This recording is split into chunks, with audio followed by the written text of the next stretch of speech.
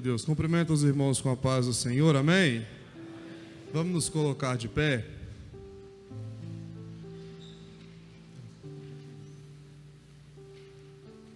Projeta lá pra gente, por favor, Abacuque, capítulo 3, verso 2.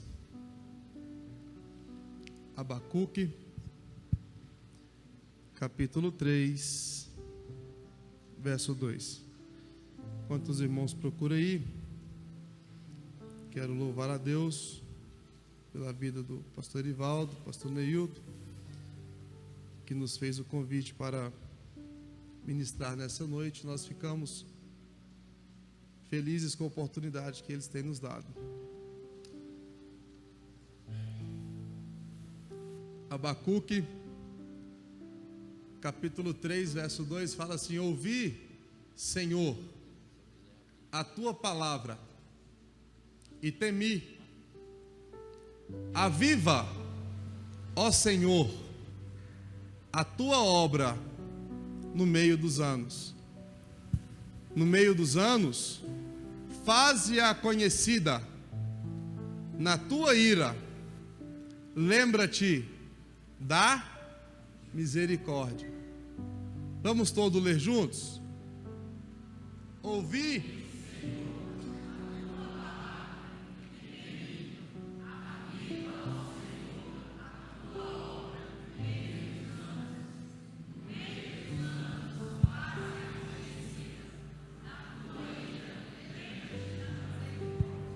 Os irmãos podeis assentar?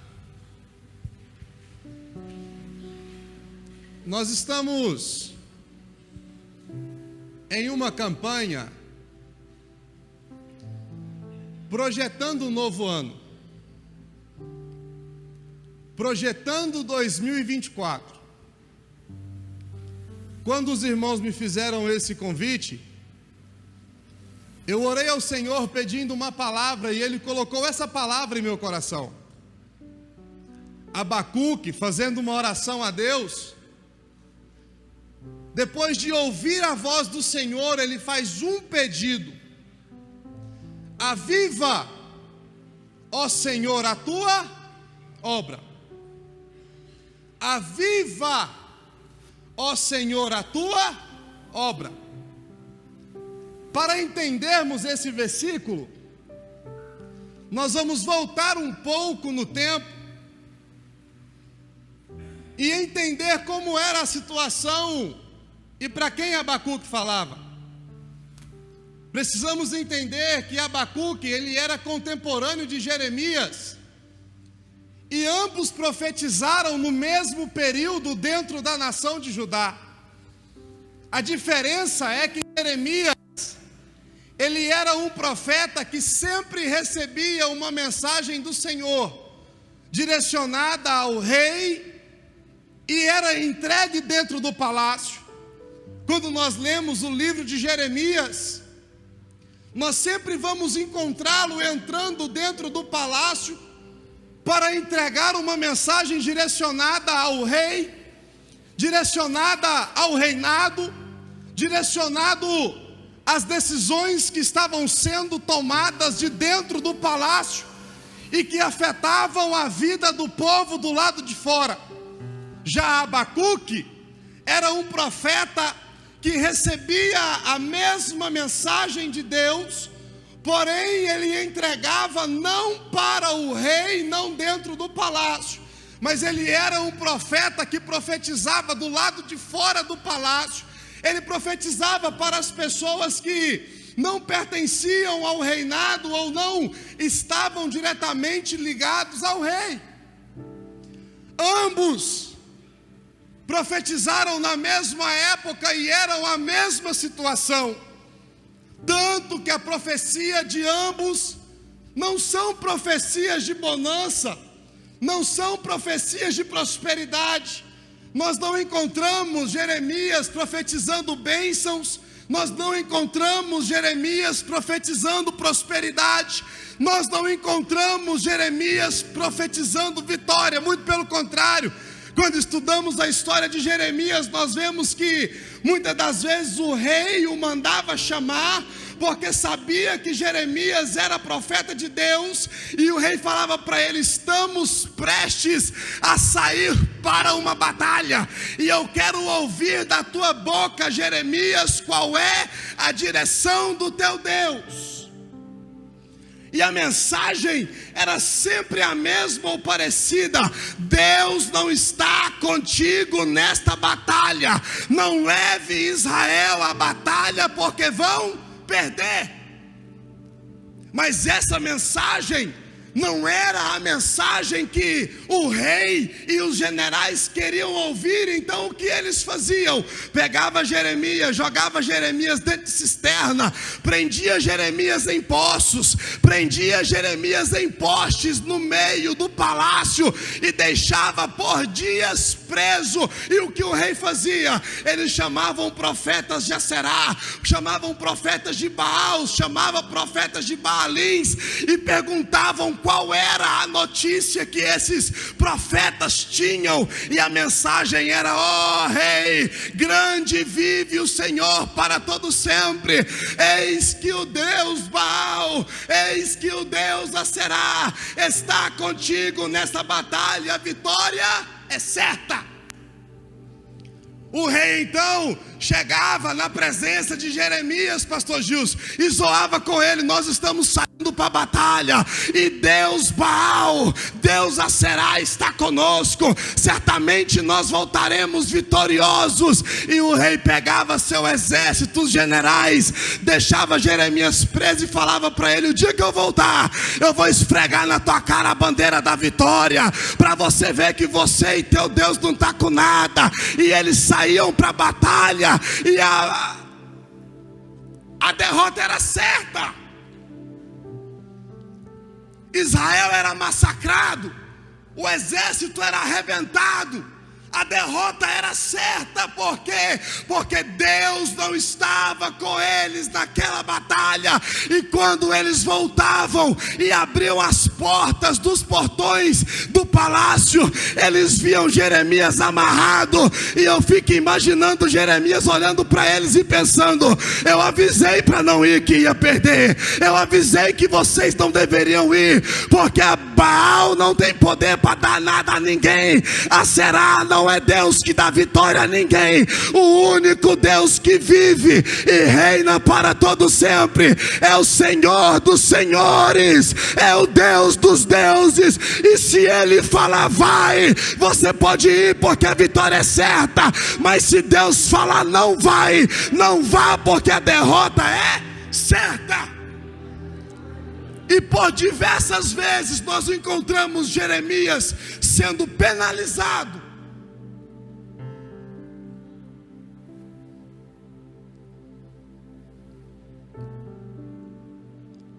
Um erro que nós cometemos é buscar de Deus a resposta que nós queremos. Eu chego no profeta de Deus, ou a palavra fala comigo: não vai, não faz, não é assim. Mas essa palavra não satisfaz os meus ouvidos. Então esse profeta para mim não serve. Eu vou procurar outro. Eu vou na casa da irmã que revela. Eu vou na casa da irmã que ora e Deus fala. Eu vou na igreja do pastor, porque lá a revelação é igual fugioca, eu pago e eu recebo. E lá eu vou ouvir aquilo que eu quero, porque hoje, infelizmente, o que nós mais encontramos na face da terra são pessoas que estão a fim de encher a tua casa, encher a tua igreja, e isso custa o que custar. A profecia não é de Deus, mas é agradável. A palavra de Deus não, a palavra não é de Deus, mas é boa. A palavra não me confronta, massageia o meu ego, e é esta palavra que eu quero para mim. Mas isto é um erro que nós como igreja cometemos. temos, porque muitas das vezes a palavra, ela vai nos confrontar, ela vai nos fazer recuar, ela vai nos apontar um erro. Isso pode até doer no momento, mas isso me gera consequências positivas. Não queira ouvir aquilo que massageia o teu ego, não queira ouvir aquilo que te é bom aos ouvidos, não queira ouvir aquilo que é agradável. Nós estamos numa campanha de projetando. Fala para ele: Senhor, eu não quero aquilo que é bom para mim, eu não quero aquilo que parece ser bom aos meus olhos, mas eu quero entrar o ano de 2024 debaixo da tua palavra, debaixo da tua mão, debaixo da tua direção, debaixo daquilo que o Senhor quer para mim. Eu quero que o meu projeto seja o teu, eu quero que os teus sonhos sejam meus. Cumpra na minha vida teu plano, teu projeto. Faça de mim aquilo que o Senhor quiser, irmão. Mesmo que a palavra doa agora, mesmo que a palavra toque na ferida agora, se ela vier da boca de Deus, ela é como um banho de álcool. Ela dói no momento, ela arde no momento, mas quando você sai dela é refrescante. A palavra pode doer agora, mas se vier do trono de Deus, ela gera salvação, ela gera transformação, ela gera bênçãos. A palavra diz que aquilo que sai da boca de Deus acrescenta bênçãos em nossa vida e não acrescenta dores. Ela não traz dores no futuro, ela pode doer agora, mas o futuro, se for debaixo da direção de Deus, o sucesso é garantido.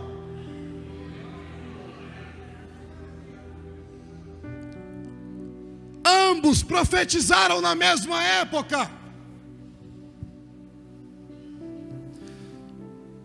Israel estava vivendo um caos, tempos difíceis,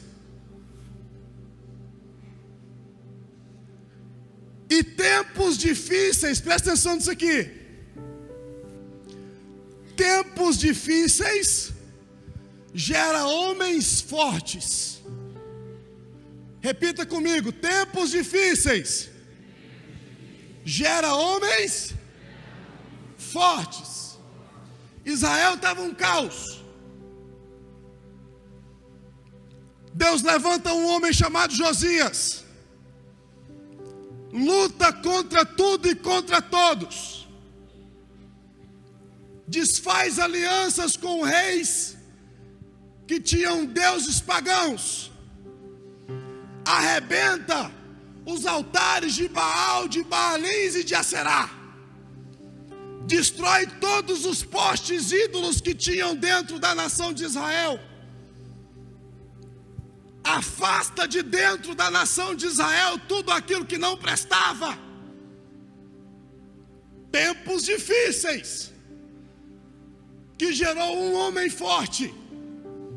Josias lutou contra tudo e contra todos para trazer a presença de Deus para dentro de Israel. E quando nós lemos a história do rei Josias, nós podemos entender que o tempo em que Josias fez com que acontecesse dentro da nação de Israel foi tempo em que Deus olhou para a nação de Israel, Deus estendeu a mão para a nação de Israel, e a nação de Israel foi uma nação próspera. Tempos difíceis geram homens fortes, e homens fortes geram tempo fácil. Homens fortes geram tempos fáceis.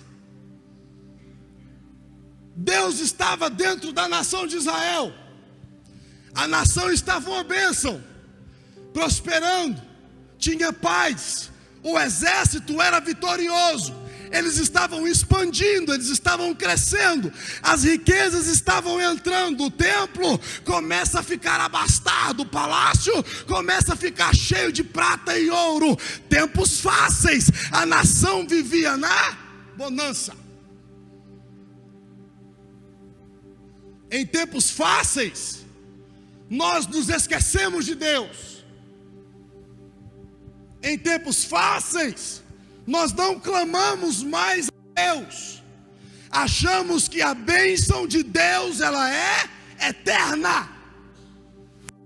A nação de Israel, no tempo do rei Josias, vivia em tempos fáceis. Por quê? Porque Deus estava no meio da nação.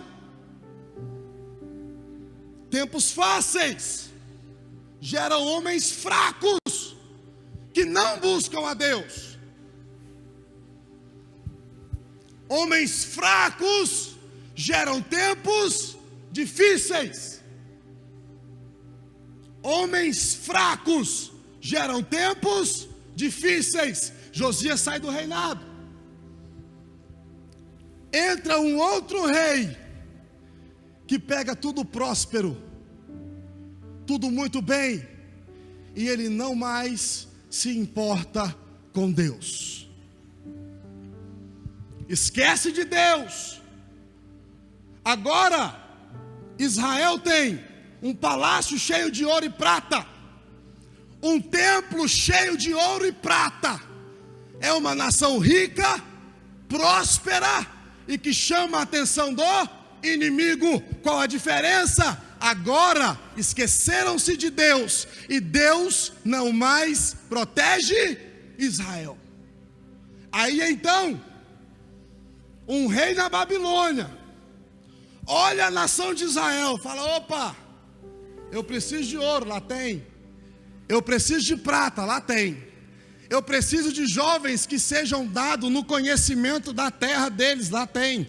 Eu preciso de jovens bilíngues que conversam tanto no idioma dele, quanto no idioma egípcio, quanto no idioma babilônico, lá tem, porque as escolas que Josias fez eram boas, e os jovens de lá agora, eles falam vários idiomas, e eu preciso de riqueza, lá tem, eu vou buscar. Então o rei da Babilônia olha para a nação de Israel e começa a fazer os primeiros saques. Na primeira leva,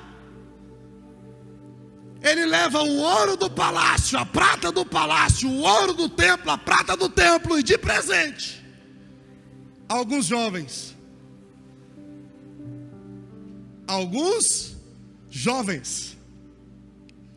Dentre eles, Daniel, Ananias, Misael e Azarias. Na primeira leva do rei da Babilônia em Israel, leva-se ouro, leva-se prata e leva-se os jovens. Sabe o que aconteceu? Eles não tinham mais a presença de Deus no meio deles. Deus já havia se afastado. Por quê? Porque a nação virara as costas para Deus. Agora aquilo que era muito bom começa a ficar ruim. A riqueza não tem mais, o ouro, a prata acabou. Os jovens inteligentes acabaram, foram-se embora.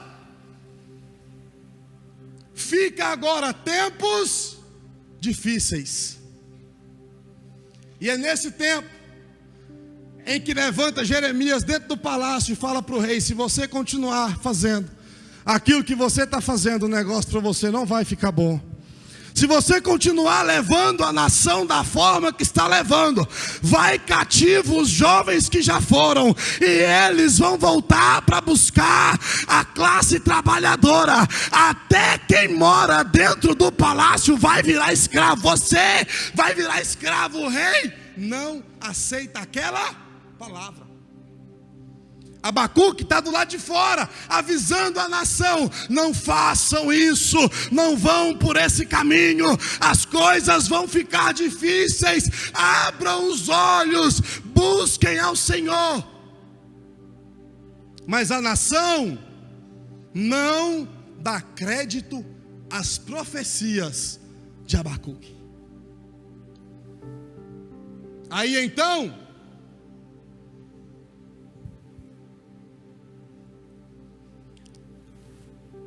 Abacuque sai da profissão de profeta, sai da posição de profeta. Quando ele começa a escrever o seu livro, ele não está entregando profecias à nação, ele não está entregando nenhuma revelação ao povo. O profeta é aquele que ouve de Deus e fala ao povo. Abacuque começa a fazer a função de sacerdote. Sacerdote, pastor Gilson, é aquele que pega a situação do povo e leva até a presença de Deus. Abacuque sai da presença do povo e vai até a presença de Deus. E começa agora a interceder pelo povo, falar: Senhor, o Senhor não está vendo o que está acontecendo com a tua nação? O Senhor não está vendo o que está acontecendo com o teu povo? Até quando o Senhor, o Deus Todo-Poderoso, vai ver e vai ouvir aquilo que está acontecendo e vai ficar calado?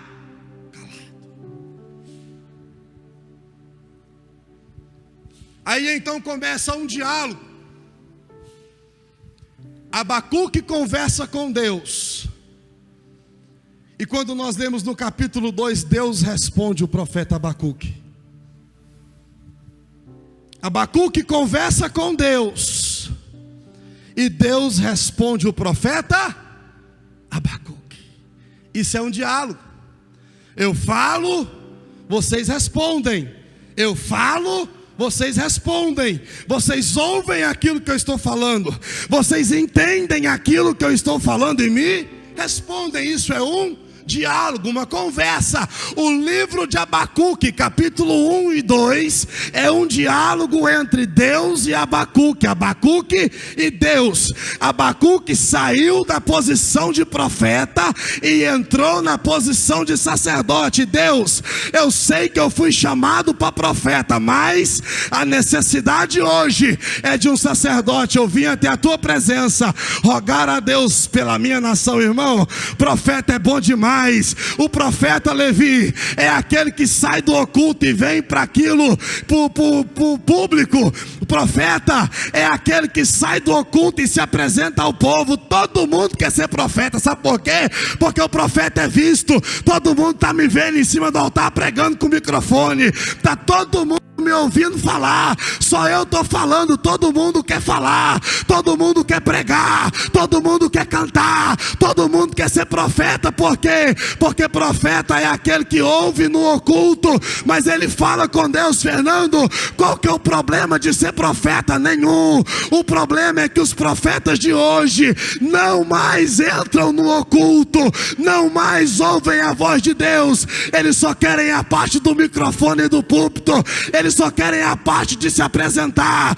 Eles só querem a parte de falar ao povo. Todo mundo quer ser profeta, todo mundo quer ser profeta, mas nós vivemos numa geração em que tem profeta demais e Deus de menos, e tem uma necessidade. Qual é a necessidade?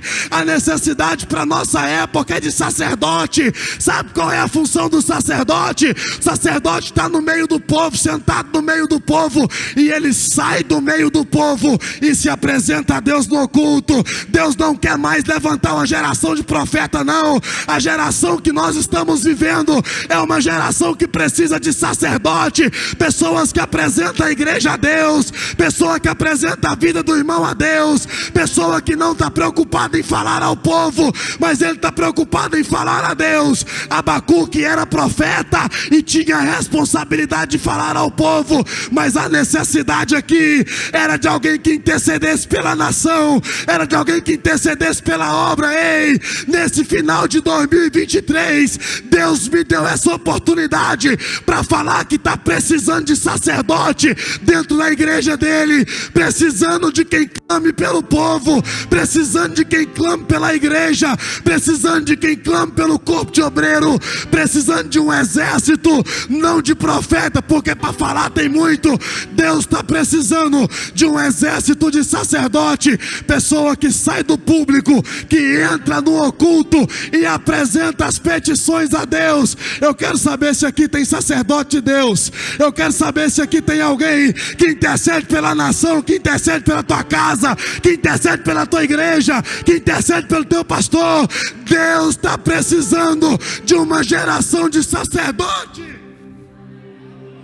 Geração de sacerdote. Deus falou, irmã Marci, que o homem era o sacerdote da casa. Tem gente que entende essa palavra como se ele fosse o profeta, irmão. A função do sacerdote é apresentar a tua família para Deus. Acha que eu sou o profeta lá de casa, eu estou mandando. Deus não te constituiu como profeta da tua casa. Varão, Deus te levantou como sacerdote da tua família. A família se mantém de pé. Não é por aquilo que Deus te usa para falar lá dentro, não. A família se mantém de pé porque o sacerdote apresenta ela a Deus todos os dias. Tempos difíceis. Pastor Walter já contou aqui várias vezes que quando ele começou a obra, ele está aí, ó, andava quilômetros e quilômetros a pé. Missionário Roberval esteve me contando esses dias que às vezes era direcionado para pregar em aldeias indígenas ou ribeirinhas, e eles andavam quilômetros dentro de matas fechadas, viajava horas sentado numa canoa de pau que só cabia ele e o piloto da zinga. Tempos difíceis. Eu que ainda tenho meus cabelos pretos, não, mas muita gente aí que tem o cabelo branco congregou em igreja que o chão era batido de terra, que o banquinho era de madeira, andava 10, 12 quilômetros a pé para ir congregar. Tempos difíceis que geraram homens fortes. Você pega esses casal de ancião da igreja, começa a conversar com eles, eles vão falar para você: meu filho, nunca passou pela minha cabeça desviar. Esse dia o pastor Neil estava falando aqui, eu tenho não sei quantos anos de ministério, eu tenho não sei quantos anos de pastorado, e nunca passou pela minha cabeça desviar. Enfrentasse o que enfrentasse, passasse o problema que passasse, desviar nunca foi uma opção. Tempos difíceis que geraram homens fortes. Aí sabe o que aconteceu? Esses homens fortes trabalharam, derramaram lágrimas, derramaram sangue, para que a igreja hoje fosse perto da sua casa. Quantas igrejas não foram abertas desse tempo para cá? Cada esquina hoje tem uma igreja. Você entra numa igreja, as poltronas são confortáveis, tem ar-condicionado, tem ventilador, o chão não é mais batido de terra, os bancos não são mais bancos de madeira. Homens fortes geraram tempos fáceis. Hoje é muito fácil vir para a igreja. Eu entro na minha casa, eu entro no meu carro, eu vou para o culto. Aí você pega esses homens de uma geração anterior à nossa falando, eles falavam: olha, eu montava na minha bicicleta, colocava 3, 4 meninos no cano, um sentado no guidão, a mulher na garupa, com um menino numa perna, outro menino na outra. Pastor Walter falou aqui, na época dele não tinha televisão, e eles pedalavam 2 léguas. Você fala em légua hoje na igreja, ninguém sabe nem quantos quilômetros são. Cada légua é 12 quilômetros. Eles andavam 24 quilômetros de bicicleta. 12 quilômetros, uma légua é 6. Era 12 quilômetros pedalando a bicicletinha. Tempos difíceis que geraram homens fortes, que geraram uma igreja hoje igual a nossa. Infelizmente, Abner, uma geração igual a minha, fraca, porque tempos fáceis geram homens fracos. Eu não falei do tempo de vocês, falei do meu. Geração fraca. Eles pedalavam 12 quilômetros, 10 quilômetros, 15 quilômetros, mas não faltava um culto. Domingo ia de manhã, e à noite e à tarde ainda fazia visita. Hoje o carro está na garagem, mas está difícil para ir para o culto, porque eu estou cansado, eu trabalhei o dia todo. É só entrar no carro que Deus te deu e vir para a igreja, e é difícil. Geração fraca. Geração fraca. Homens fracos e covardes. Ah, irmão, servir a Deus é muito difícil. Conversa fiada é essa? Deus te deu tudo, te deu carro, te deu casa, te deu saúde, condução, uma igreja perto da tua casa, e você vira para mim e fala que é difícil ir para a igreja.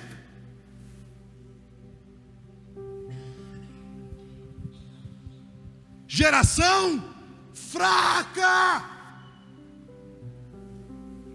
que gera tempos difíceis. A igreja hoje está igual na época de Abacuque. Tem ouro, tem prata, tem conhecimento, mas não tem. Me perdoe, Deus.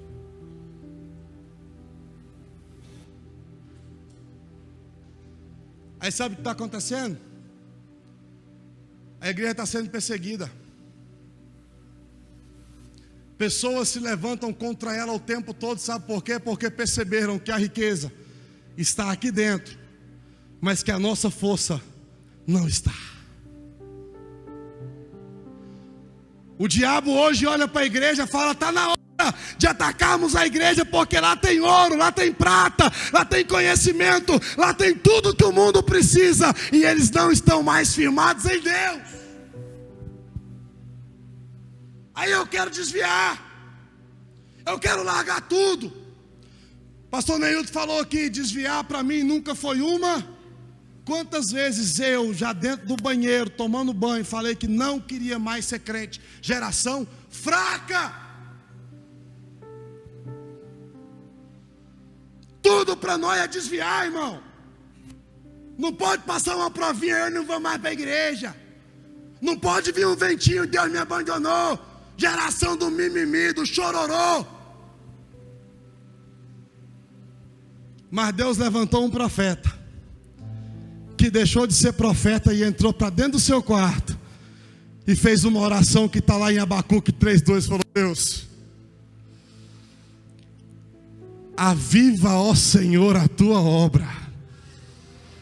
Aviva, ó Senhor, a tua obra. Em meio a tempos difíceis, Deus sempre vai levantar um homem forte. Em meio ao tempo de calamidade, Deus vai levantar um homem forte, e que vai fazer essa oração, a mesma oração de Abacuque: Deus, aviva a tua obra, aviva a tua obra, aviva o teu povo. Deus, não deixa teu povo morrer como está morrendo. Levanta teu povo, aviva a tua obra no meio dos anos, e faze a tua igreja conhecida. Faze a tua obra conhecida, irmão. O que faz a obra de Deus conhecida não é o que eu falo ou deixo de falar, não é o que eu prego ou deixo de pregar, não. O que faz a obra de Deus conhecida é a manifestação do poder de Deus dentro da igreja, é a manifestação da graça de Deus dentro da igreja, é Deus derramando o teu poder dentro da igreja. Tem alguém aqui que está disposto a receber o poder de Deus, que está disposto a receber a graça de Deus, que está disposto a orar como Abacuque orou? Deus, aviva a tua obra. Aviva, Deus, a tua obra. Se coloque de pé nessa noite. Eu vou terminar.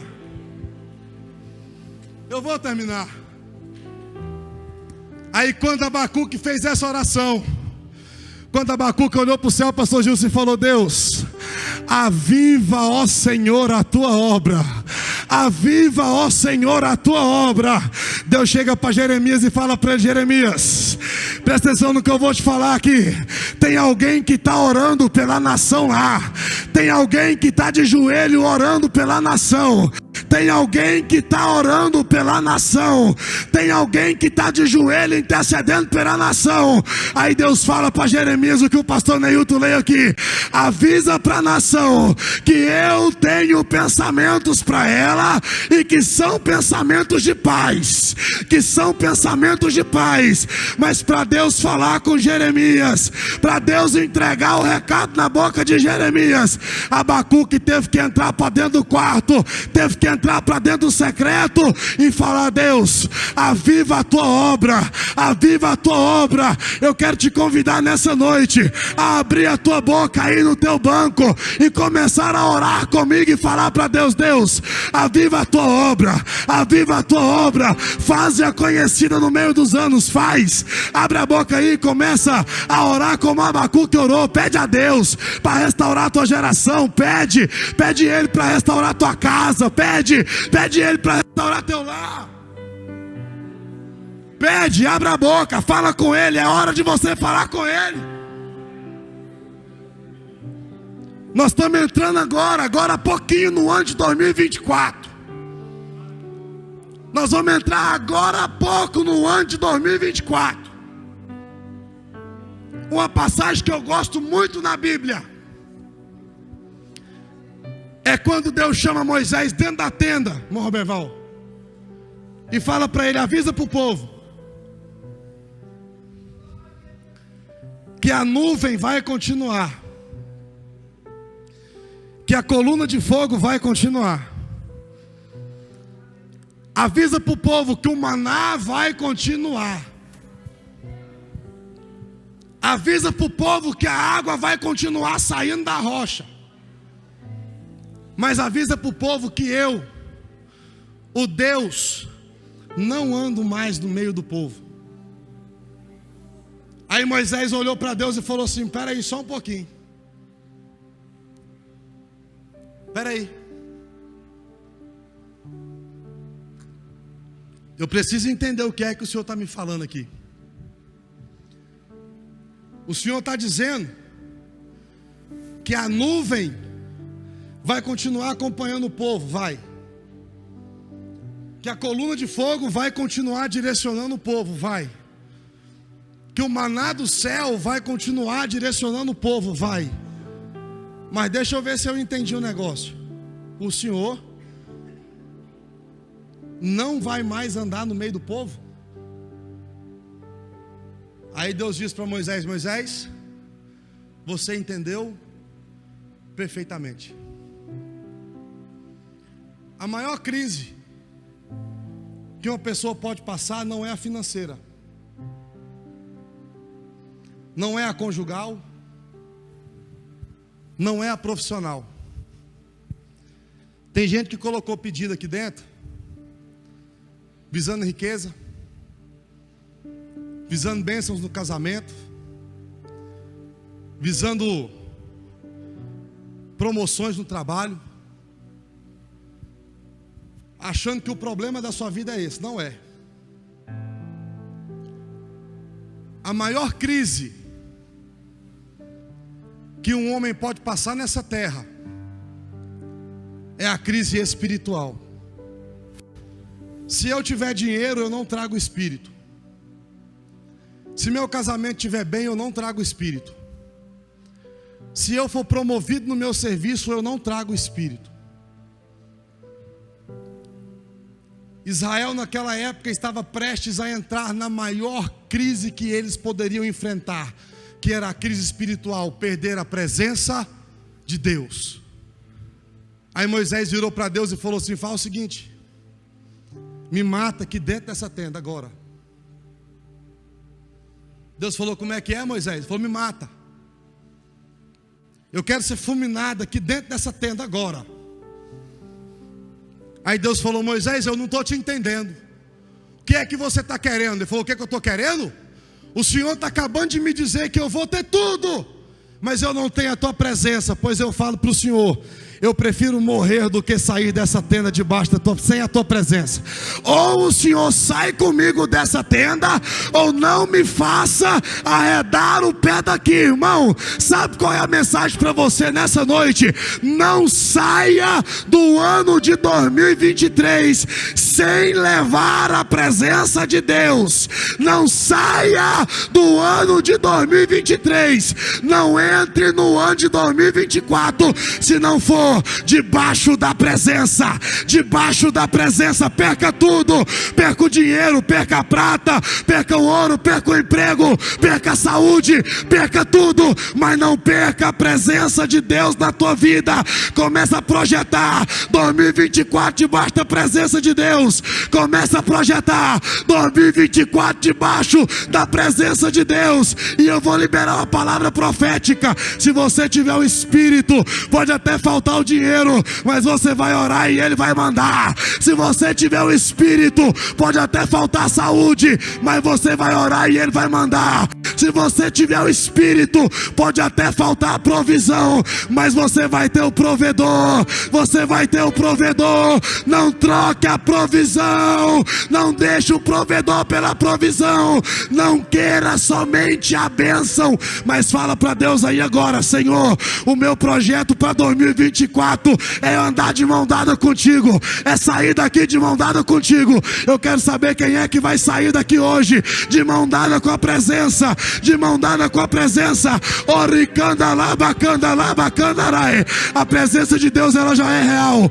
A presença de Deus, ela já é real. Eu já consigo sentir a presença de Deus aqui nessa noite. Eita Deus! Olha a presença de Deus no meio do povo aí. Eu já consigo ver gente chorando. Tá chorando não é porque eu tô falando, não. Tá chorando porque a presença de Deus, ela tá invadindo essa igreja.